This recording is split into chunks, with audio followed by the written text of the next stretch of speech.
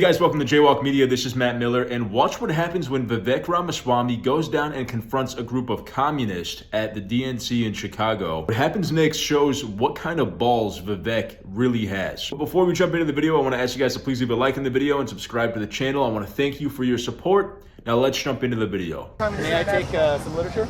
You can read it, but it is for sale. That's for free now. It's for sale. I know. The In a communists capitalist are country. practicing capitalism. How much is it? Depends. So that's all under $5. Paper's $5. I think we can afford that. I would say so. Let's got my wallet somewhere we can get. You got Venmo, Cash App, you got the way? I like this. See, the communists have Venmo. They've got all the digital infrastructure. I like that. Well, we can do cash. What's your best book? Oh, best book? Well, let's see. I don't want to give you one you might use. Here, how about if you want to know what we're about, brother? That's good. Absolutely. What's this one about? This is our paper. We write this and we produce it monthly. How much is this? Also $5. All right. We'll give him a second $5. Sorry. Thank you. Work together. Cool. Thank you. So, let me ask you. Here's my issue. This is one of my issues with Kamala Harris. I want your perspective on it. I think she has two issues. She has not stated her actual policies, and the reason I respect somebody like Bernie Sanders more than I respect Kamala, and I've said this numerous occasions, I'm not saying it just right now, is if you have convictions, at least stand by them. If you believe in single-payer health care, if you believe in an effective national health care system for all, then stand by it. Vivek, what are your thoughts on reparations for Black Americans?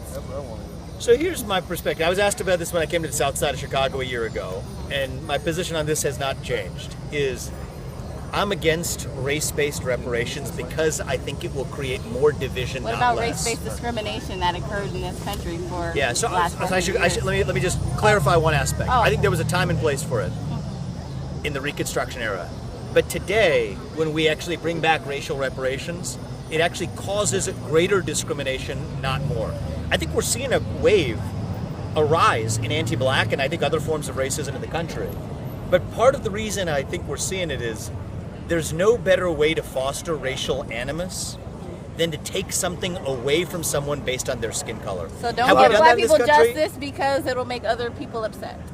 Well, because it's going to create more division and be self-defeating. I think it's actually going to set Black Americans back because it will cause. But Black Americans continue to live in that setback. I want to move out of I want to move out of the middle of this just because I feel like. So let me say this: you're not going to be able to solve. You are not going to be able to solve this problem under capitalism. You're always going to be coming up with these little band-aid issues. That is why the only way to truly get reparations for the indigenous people, for the Black Americans in this country, is a socialist revolution. Is by seizing the means of production and letting that community give themselves reparations. Curious as to what you're doing here. Are you a supporter of the genocide against the Palestinian people? I am an American who is actually here to listen to the views of people who disagree with me. Now, one of the reasons I'm supporting a candidate in this election. Of Israel? I support the United States, and because of that, I support Israel and our relationship with them. You support a genocide that has killed 40,000 Palestinians in the last 10 months. So look, I think that the truth is there was an attack that precipitated it. No, the truth and we can't ignore that. Dude, I don't play those kinds of games. I'm an organizer. I'm not one of your. I'm also pragmatist. I'm not one of these people. You're not a party. I'm not an acolyte of yours. You're not a partisan. I'm not an acolyte of yours, and I'm not a hack for you or for the Democrats or for the Republicans or nobody else. I got you. I'm asking you that you have no right to be here if you're not in support of the Palestinian people. Well, I think and if you're not going to call for an end to a genocide. You have the right to be here. If you're not going to call for an end to the genocide and an end to the killing and an end to support of Israel, then you should take off. We don't want you here. You're not welcome here. Well, the good news is we're America, and so we actually get to all express ourselves peacefully. You get to express being a racist? You get to express being a racist Zionist pig? Is that what you get to express? I'm pro-American, but I believe in your right to speak. I believe in your right to speak your mind. Racists go home! Racists go home! Racists go home! So first, I just want to say that not many Republicans would actually go and do this and go to the DNC and confront a group of fringe radical activists outside. You know, God knows what's going to happen. And you see that Vivek, he does have a security guard, at least one there, if not several. So he's taking precaution and he's being careful. But what he wants to do is he actually wants to hear from these people, and he really wants to give them a chance to talk. Now, you know, if you're familiar with debate and how to win a debate, how to basically just wreck the libs, then you can see many times in the conversation that he's having here, he is given an opportunity to fire back and destroy what the person just said. You know, because they say it in a way that's very flimsy. They say something that is provably wrong.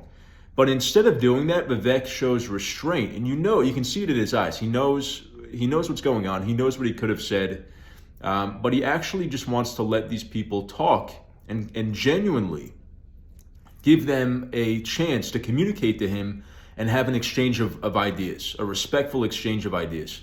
That's another thing that's very uncharacteristic of a lot of other politicians and conservative media figures and liberal media figures, people in politics really, is this earnest intention to let people speak on the other side and to hear what they have to say.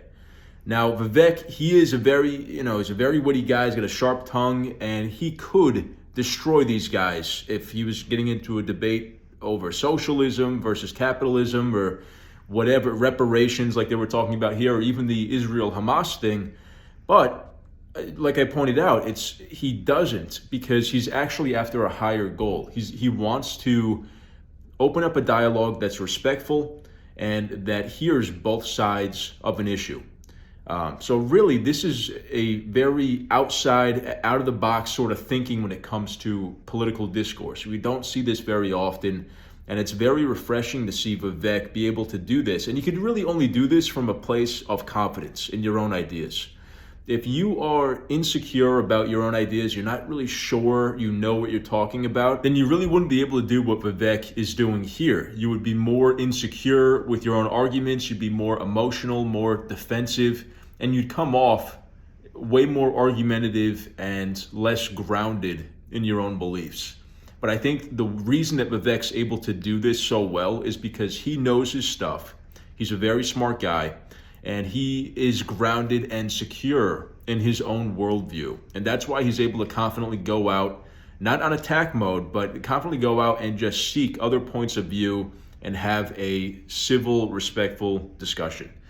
So anyway, let me know what you guys thought of this clip in the comments. Do you think Vivek did a good job here dealing with these communists at the DNC? If you liked the video, please leave a like and subscribe to the channel and ring the notification bell so you get notified when we post new content. I want to thank you guys again for watching, and I'll see you in the next video.